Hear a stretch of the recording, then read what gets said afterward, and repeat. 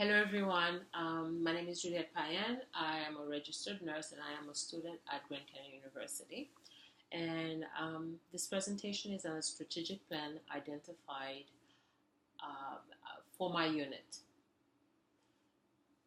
Attached with this video is a PowerPoint presentation of the presentation. I will go over the outline, but I'm not going to follow every step of the outline. I will focus on the most important aspect of my presentation after the outline is read. Okay. The outline is as follows. We're going to talk about the mission and vision of the Veterans Health Administration. We're going to talk a little bit about the stakeholders, the employee expectation, the media, how the media affects the VA, employee accountability, employee trust, employee engagement, the steps we are going to propose to follow to accomplish these steps.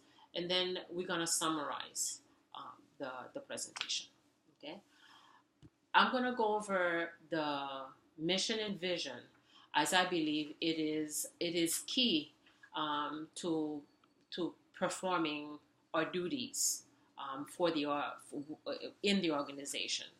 The mission and vision pretty much dictates our plan. Okay, so therefore the mission is as follows. The mission is to honor America's veterans by providing exceptional health care that improves their health and well-being. Exceptional health care. It's not mediocre health care, it's exceptional health care. That is an important word in the mission statement. The vision then is to be a patient-centered, integrated healthcare organization for veterans, providing excellence in healthcare, research, and education.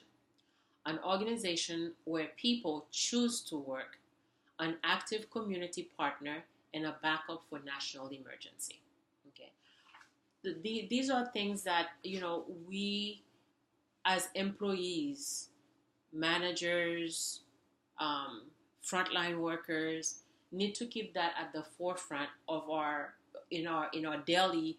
routine activities in providing services to the veterans. The stakeholders, we're not going to go too much in the different stakeholders. We just have to remember the main stakeholders that we're going to talk about in this presentation are the veterans, the nurses, the doctors. Mainly the nurses, because we spend a lot of time, majority of time with the veterans. The veterans, I'm going to be using veterans and patients interchangeably. The veterans are the main stakeholder. The nurses, very important part of the puzzle. We spend a lot of time with the veterans. Therefore, we need to be cognizant of our interaction, of how we engage with the veterans. Okay, so the organization have expectations of its employees. Nurses, for example, we're expected to provide courteous care, best care, practiced within our scope or to the higher level of our scope. Minimum standards are set, but those minimum standards are just minimum. We should strive for the higher to practice at the higher end of our scope. We collaborate with physicians, nutritionists, pharmacists. Nurses are the big collaborators in the hospital. So the team get together, the physician, the pharmacist, the social worker, to come up with a plan. The plan to help the veteran get better. And the veteran is part of that plan. So our interaction have to be kind, have to be trusting, have to be supportive, have to be engaging, which brings me to which is, well, before I get to my proposed plan, I'm just going to briefly mention the media. The media, whenever something is not done right, whenever there's a deficiency in service, the media takes it and it makes a big deal about it. And it is a big deal because somebody usually is not receiving the right type of care, or there's a deficient, or sometimes, unfortunately, there have been a death or two. There are two scenarios listed in the PowerPoint presentation, but the media plays a role because once the media take an information and put it out there, it takes away from all the positive that we've done. People remember the negative, but not so much the positive. The positive. Our goal is to keep the positive alive. Okay. Now, my proposal, my based on my unit, the nursing unit that I work, I propose to try to change the mindset. There is a lack in accountability. There is not enough engagement in the personnel. There's a lack of trust in the organization. With all that put together, that means the veterans are not getting the best type of care that they should be getting. If you're not engaged, then you have the service you're giving is has a negative connotation behind it. So therefore, I'm proposing to the step to change that mindset, to change that negative flow. Communication, communication between management, communication between the employees. The first meeting, which it's gonna be the most difficult, because since there's no trust and there's no engagement, then there have to be maybe the first step is to make a list. Both employees and management have to make a list of what they see is the problem, and then little by little, and with each meeting, tackle these apparent deficiencies within their routine. At the beginning, we have to set it where the both employees and managers have to understand that this is an attempt to build a relationship. There is no repercussion by expressing, by talking about what is not right.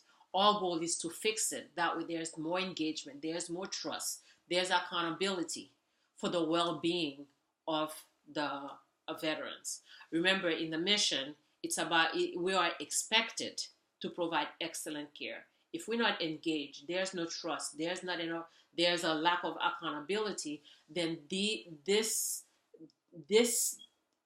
goal that the organization have for us to strive for is not there. Okay, so in the meetings, it has to be to reiterate what caused the problem, and then to together to come up with a solution. Okay, within the meeting, again, review the mission, review the vision, the goal that the organization have of us as employees.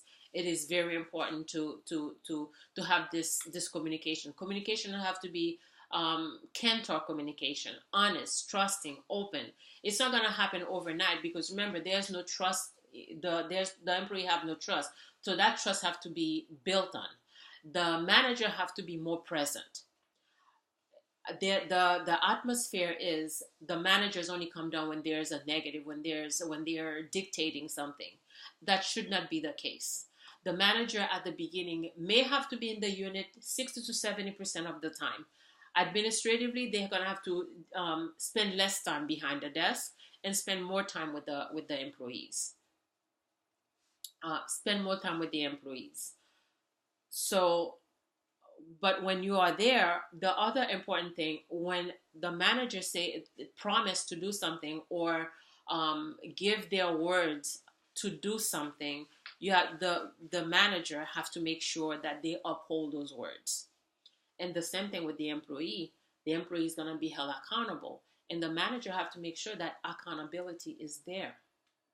Okay, so meeting, communication, um, the manager have to be there.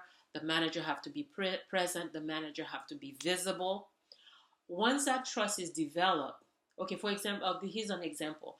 Let's say, for example, the unit is short staff. A lot of managers have not taken a patient load maybe in a while. As a manager, a nurse, you can pass water, you can help make a bed, you can call pharmacy, you can answer the phone. So there are things that the manager can do to try to build that relationship. Okay, that's important. That's important to the staff. That's important to get that pat in the back instead of just coming down when there's a problem. Okay, very important. Okay, and there's other positives to having an engaged staff, trusting employees. You're gonna have less call out, better productivity, less patient complaint, um, less turnover. So when you have engaging staff, when you have trusting staff, when you have collaborative staff, it's a win-win for the manager, for the organization, for the employee, because they're going to be happy to come to work. So it's very important to have that atmosphere. Okay, now in conclusion, the veterans are the one that's going to be gaining from that positive, from that engagement. They're gonna get the right information. They're gonna stay healthy. The nurse gonna call to see how they're doing. Maybe that call can prevent an admission. So engaging, trusting, accountability is very important to the well-being of the organization, to the well-being of the veterans, and for a purpose in general. Again, back to the mission and vision: exceptional healthcare, excellence in service, the smile in our voice when we are dealing with the veterans. It takes all of us to work together to make that happen. Okay, and most of all of us have to remember, we choose to work, we choose to provide service for the veterans. The veterans are our heroes. Without their selfless act, we would not be enjoying this freedom we are enjoying. This is the end of my presentation. I am looking forward to the comment, and I'm looking forward to the review. Thank you.